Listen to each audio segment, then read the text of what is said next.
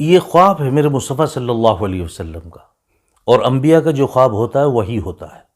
آپ صلی اللہ علیہ وسلم نے فرمایا کہ میں سو رہا تھا، دو شخص آئے اور وہ مجھے مقدس زمین کی طرف لے کے چلے، اور میں نے دیکھا کہ ایک بہت نہایت ایک آدمی بیٹھا ہوا ہے اور اس کے پیچھے ایک آدمی کھڑا ہوا ہے، زنبور اس کے ہاتھ میں ہے۔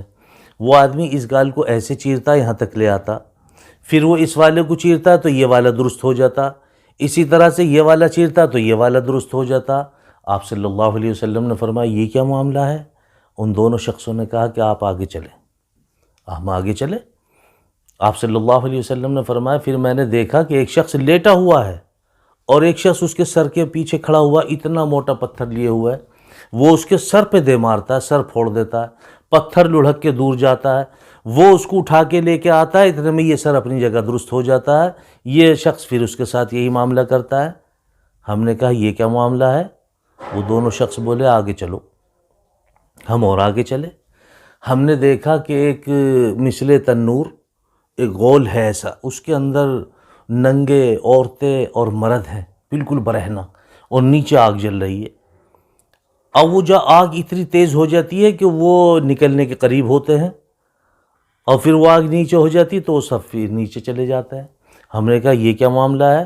وہ دونوں شخص بولے آگے چلو۔ ہم آگے چلے۔ اب ہم نے آگے دیکھا کہ ایک خون کی نہر ہے، اس کے بیچ میں ایک آدمی کھڑا ہوا ہے۔ وہ آدمی جیسے نکلنے کی کوشش کرتا ہے تو ایک کنارے پہ آدمی اتنا موٹا پتھر لیے کھڑا ہے، وہ اس کے منہ پہ دے مارتا ہے کہ وہ بجائے کنارے پہ آنے کے پھر بیچ میں چلا جاتا ہے۔ ہم نے کہا یہ کیا ہے؟ وہ دونوں شخص بولے آگے چلو۔ ہم اور آگے چلے۔ ہم نے دیکھا کہ ایک درخت کے نیچے کچھ بچے کھیل رہے ہیں اور ایک بوڑھے بیٹھے ہوئے ہیں۔ پھر ہم نے دیکھا اور آگے کو تو ایک آدمی اور وہ آگ دھوکا رہا ہے زبردست طریقے سے۔ ہم نے کہا یہ کیا ہے؟ اوپر چلو۔ تو ایک درخت کے اوپر لے گئے۔ آپ صلی اللہ علیہ وسلم فرما رہے ایک درخت کے اوپر لے گئے۔ وہاں میں نے دیکھا کہ بہت خوبصورت مکان، اس کے اندر بچے، بوڑھے، جوان، عورت، مرد سب ہیں۔ میں نے کہا یہ کیا معاملہ ہے کہ اور اوپر چلو۔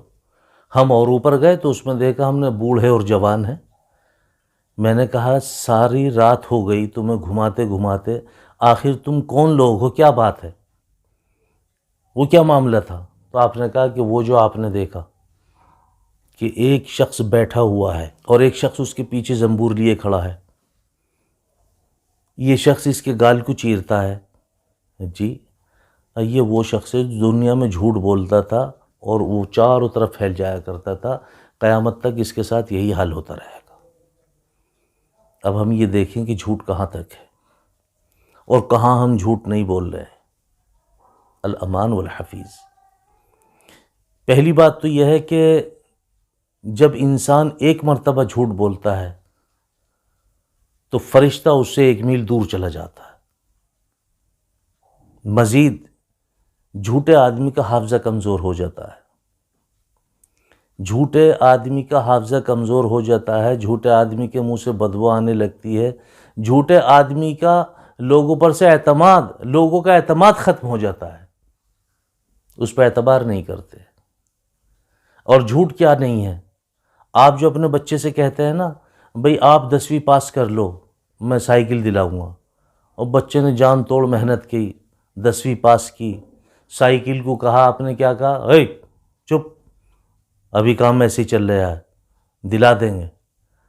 آپ کو کیا پتا اس بچے نے اپنے یار دوستوں سے کتنوں سے کہہ رکھا ہے میرے ابو کہہ رہے ہیں مجھے سائیکل دلائیں گے بھائی، مجھے 10ویں پاس کرنی ہے۔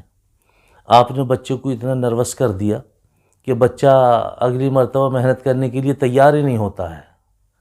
آپ اس کی پڑھائی بھی نہیں چھڑوا رہے، اور آپ نے جو زبان دی تھی اس زبان پہ بھی آپ قائم نہیں رہے۔